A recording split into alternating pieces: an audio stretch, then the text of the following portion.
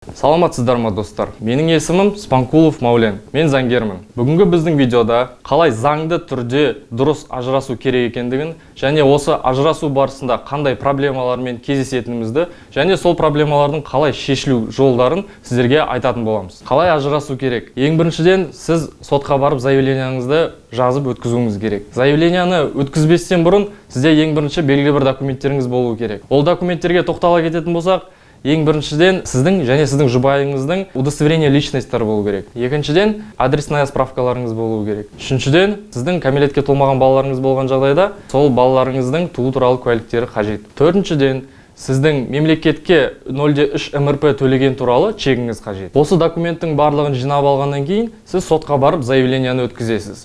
Бірақ осы заявленияны өткізбестен бұрын сізде қандай сотқа барып заявленияны өткізем деген сұрақ туындауы мүмкін. Егер де сіз және сіздің жұбайыңыз бір адреста тіркелген, яғни пропискада тұрған жағдайда, сол аудандық, яғни районның сотына барып заявленияңыздың бүкіл документтеріңізбен қосып заявленияны өткізесіз. Бұл бірінші жағдай. Егер де сіздің жұбайыңыз сізбен бір адреста тіркелмеген жағдайда, сіз жұбайыңыздың тіркелген адресі бойынша соның районный сотқа заявление жібересіз. Бұл екінші жағдай. Үшінші жағдайда, сіздің кәмелетке толмаған балаларыңыз болған жағдайда, сол балалар қай адреста тіркелген, сол адрестің районный сотына заявленияңыздың бүкіл документтеріңізбен қосып өткізесіздер. Сот сіздің заявленияңызды қабылдағаннан кейін сізге СМС ретінде уведомление келеді. Ол уведомлениеда сіздің осы сот процесіңіз қай күні және қай судья болатыны туралы барлық ақпараттар сол СМС-та болады. Ол СМС-ті сізге және сіздің жұбайыңызға бірге жібереді. Жалпы ажырасу бұл екі сот процесінен тұрады. Бірінші процесінде сіз жіберген заявлениядағы бүкіл документтерді судья сол сот процесінде қарастырып, сізге белгілі бір сұрақтар қойып, және сол сұрақтардың жауабын өзіне жазып алады.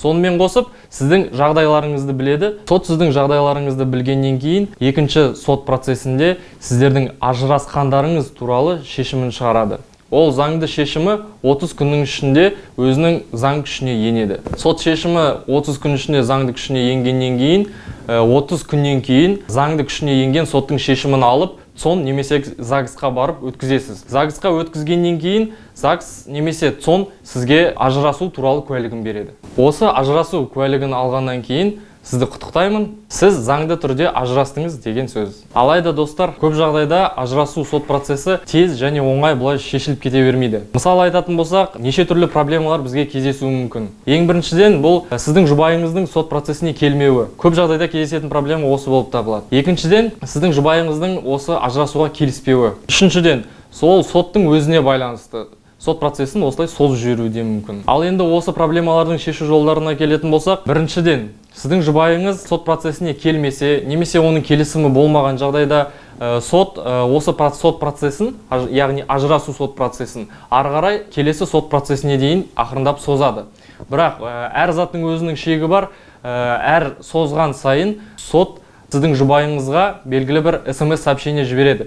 Сот процесі болып жатыр деген. Сіздің жұбайыңыз оны біліп отырады.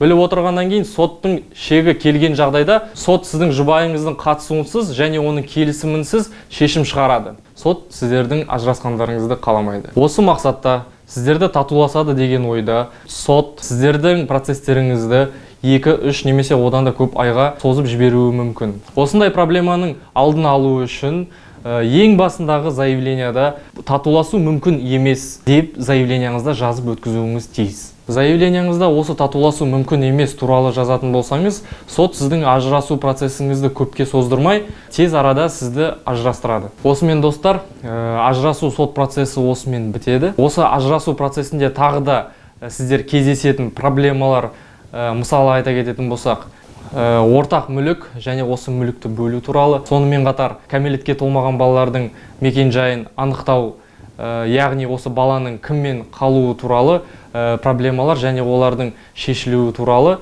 келесі видеоларда талқылаймыз. Достар, ажырасуға байланысты белгілі бір консультация немесе белгілі бір сұрақтарыңыз болса, осы видеоның астында ссылка қалдырам. Сол ссылкаға басатын болсаңыз, менің WhatsApp-ыма өтесіз. Сол менің WhatsApp-ыма өздеріңіздің проблемаларыңызды, сұрақтарыңызды және жағдайларыңызды жаза берсеңіз болады. Сіздердің әрбір қойылған сұрақтарыңызға мен жауап беруге дайынмын.